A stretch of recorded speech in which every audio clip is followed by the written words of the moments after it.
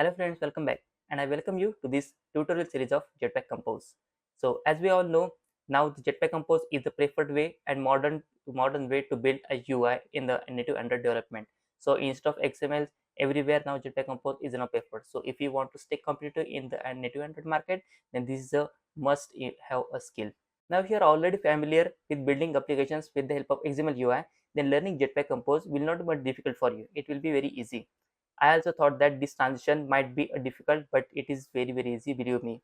And my aim will be to make you ready to build your own applications with the help of the Jetpack Compose UI in a less possible time. And keeping that in mind, I will be publishing the same concept by concept videos throughout this tutorial series so that you will be able to grasp the full concept of the Jetpack Compose. And at the end of for some videos, I will be also giving you some sample exercises which I expect you to solve with the genuineness, which will help you to grab the full concept and gain a confidence about building your applications with Jetpack Compose on your own. This will be an introduction video where we'll see what is the Jetpack Compose and why should we use that, what are the advantages in a short time, and then we'll dive into direct our Android Studio and see how to create a Jetpack Compose project and how to run that. So let's understand first a small bit of theory. I also hate a lot of theories, but it is just an introduction. So what is Jetpack Compose? Jetpack Compose is an open source Kotlin based declarative UI framework for Android developed by Google. It is a new way of building UI, as we all know. From the Kotlin code itself, we don't need to write any XML files. Instead, we will be declaring the UI elements from the Kotlin file itself. And it is the best way to build UI in native Android development. Nowadays, wherever you go as a native Android developer, you will be asked the proficiency in the Jetpack Compose. So moving to the next slide, why switch to Jetpack Compose? So there are few or most of the advantages the Jetpack Compose provides over the XML view. So less boilerplate code, no need to write tons of XML tags and then find view by ID, or we apply some type of data binding or view binding and then get the references of that views and apply something on that. No need to do anything of that, as we will be writing the code in the Kotlin itself. So we have a clear interoperability. And now a single language Kotlin, as we have just discussed, we don't need to write any layout file in the XML. Of course, XML will be there in the project, but it will not be used to arrange the views. So no context switching between XML and Kotlin, write everything together in pure Kotlin. That is fast and simple way. Now highly customized UI.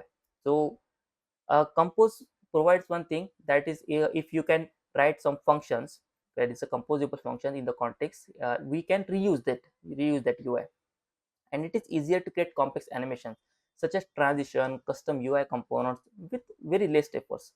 Like if you want to build some type of a container with the rounded corners, then that Jetpack Compose make that very easy.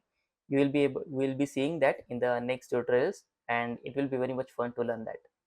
Now more dynamic and powerful. Jetpack Compose is a very powerful framework and it is very much dynamic.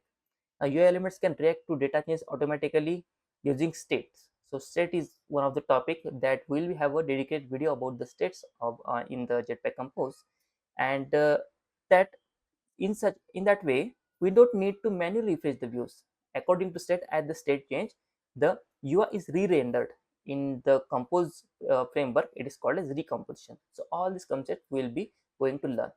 So yeah, that was the last slide, and only the things which are advantages, only the necessary things I have kept here. So let's dive into our Android Studio and see how we can build a Compose project. Let's start with creating a new Compose project. This is the latest version of the Android Studio Mircut at the time of recording this video. So I'll just click on this new project and you will see something like this one. And earlier there was only empty activity, but if you click on this empty activity, by default this is a empty Compose activity. If we are now going to build a new XML project, then we need to select this empty views activity. But no, we don't want to stay longer with the XML. Now we want to switch to Compose. So just click on this empty activity, click on next.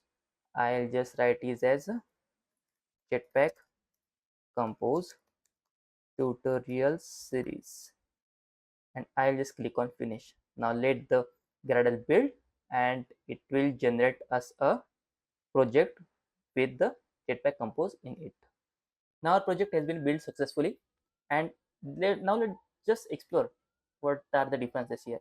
So I'll just open this app, Kotlin plus Java. Okay, no much changes here. Yeah, there is a one change here, UI.theme, and there are different things here, color, theme, and type. Okay, that's fine. Main activity.kt, here is the main activity, and here in the trace I'll just open. You can see here there is no layout folder. The layout folder contained the XML files for the views, like it contained for the main activity. There should be a folder here named layout, and inside that there should be a file activity underscore main.xml. So as we are now using in a Jetpack Compose, then we don't need that file. We don't need that whole folder. So how that things getting handled here in the on create, okay, h28, and here in the set content is giving accepting a lambda function. So earlier we don't had the lambda function, we just had the set content, and inside the parameters we were sending the layout file, that is r.layout.active underscore main.xml. But here the scene is different. Here something lambda function is here. There is something called as a Compose tutorial series theme, and here is also a function. Here is something called a scaffold. Here is a greeting, and you can see some type of functions here. Here there are some annotations, composable, preview, composable. There are some functions here, and you can see here text, and something like greeting function is called here.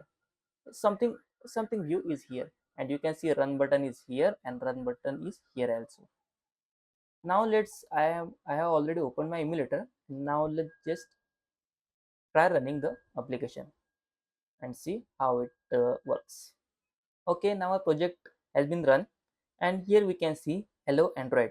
Generally what we used to see in the empty XML project, we see some type of title bar here with the app name, and here hello world is getting written there in the middle.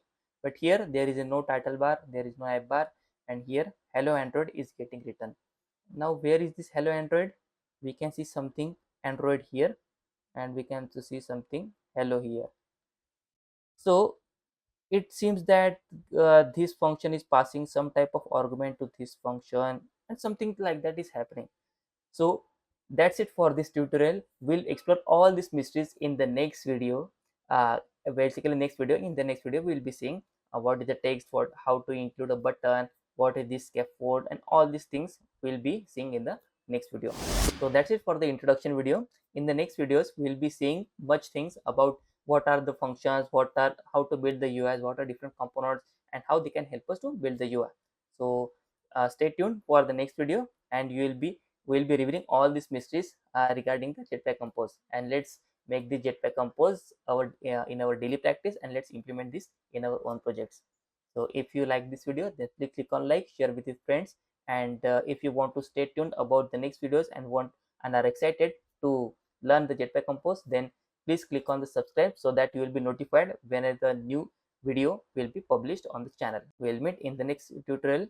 Till then, goodbye, happy coding.